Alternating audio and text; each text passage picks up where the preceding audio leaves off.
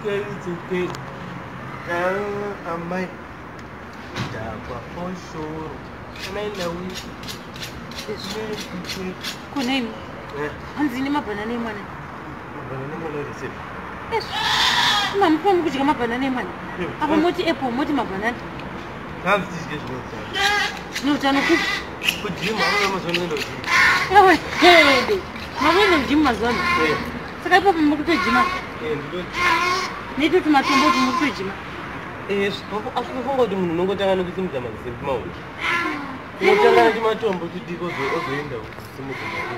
Nezo muri zishuwa mukatita masuru nezo muri zo. Nita masuru sha. Ndikato aiwa kuma videos.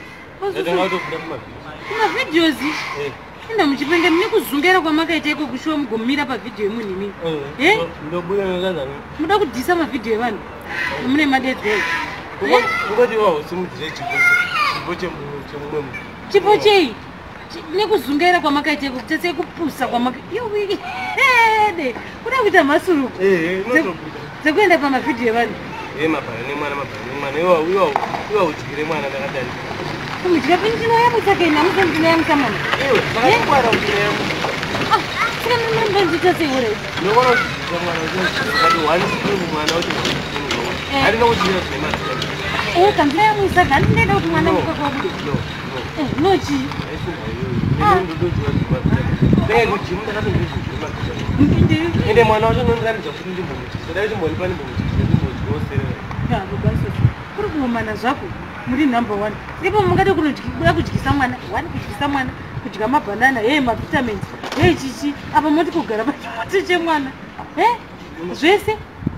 Apa ndinoda kuti amasu. Dzinoita mari shanda kwaiwa pa ma videos.